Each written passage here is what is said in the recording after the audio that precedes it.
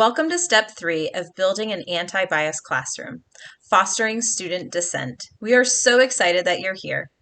My name is Sarah Howell, and I am the co-founder and director of programming and strategic planning for the Anti-Bias Educator, an educational consulting firm that helps educators create equitable learning environments so that every student in their classroom or care is seen, heard, and affirmed. We know that diversity, equity, and inclusion work can be hard, but you have taken a critical next step in becoming the anti-bias educator you know that your students deserve. And we are so proud of you. So, this is step 3 in a 3-part video series. If you are just stopping by and have not yet watched the introductory video or part 1, examining policies and procedures for bias, or part 2, centering diverse voices in the classroom, we encourage you to do that first and then come back to this video. Additionally, we have created an accompanying ebook for this series, which you can use to follow along with each video, step by step, as we guide you through the process of building a more anti-bias and equitable classroom. You can access it for free using the link in the description below. So, if you need to pause this video, go ahead, do so, and click on the link below so that you can access and download the ebook. If you have the ebook already downloaded or printed out and are ready to continue, then just keep watching. Okay, so by now you have watched the introduction and parts 1 and 2. This is the third and final step in our video series, 3 Steps to Creating an Anti-Bias Classroom. This final step is all about how you can constructively facilitate student dissent. And in a familiar format, we will walk you through the what and the why, and then we'll dive deeper into how you can do this with the support of the ebook workbook prompts. Facilitating constructive student dissent in your classroom is such a critical step towards building an anti-bias classroom. It means that you are providing opportunities for your students to authentically, openly, and honestly share feedback with you, with each other, and to participate in the process of creating a classroom where their voices are valued and respected. And this can be hard, and that's okay.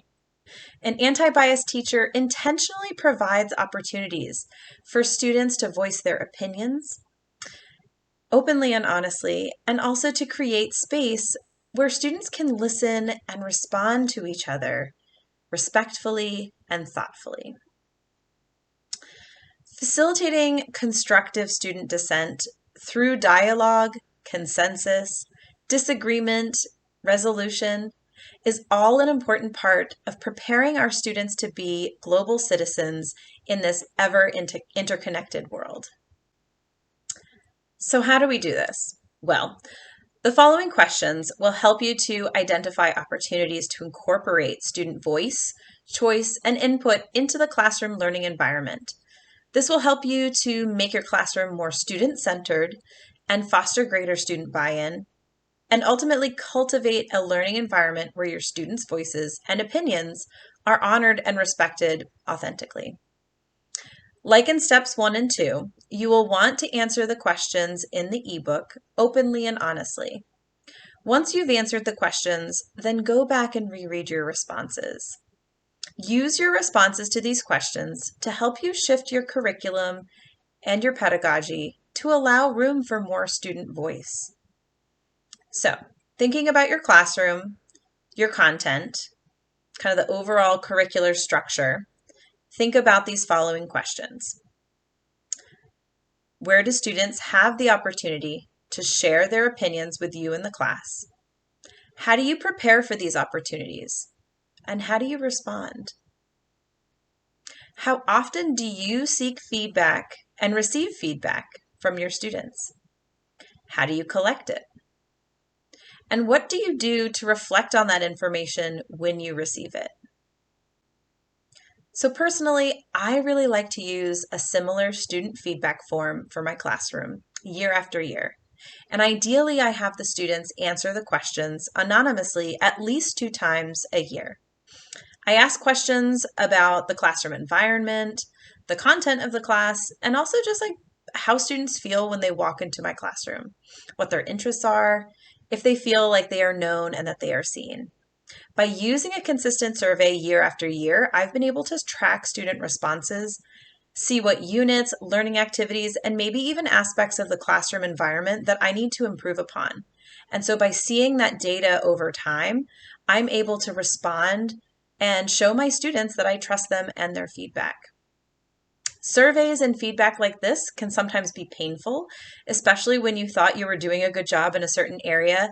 But more often than not, students are constructive and know exactly how things could be made to improve. So, at least in my opinion, this kind of feedback from your students is never not helpful.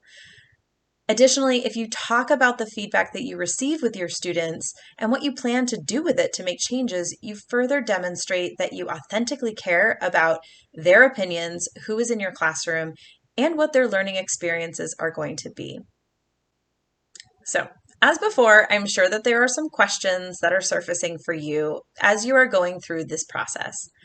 Go ahead and answer the additional questions in the ebook to help you dive into the third step of fostering student dissent as a critical step in building your equitable and anti-bias classroom.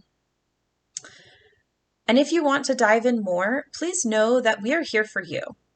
We love to hear from folks, and so if you'd like to talk with anything that is coming up for you as you're going through this process, we are here. So please do not hesitate to reach out if you find yourself stuck or you just want to talk more through some of these concepts and questions that you have had to answer in your ebook.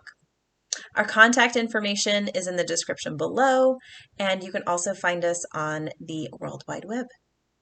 We always love to hear from you, so please don't hesitate to reach out.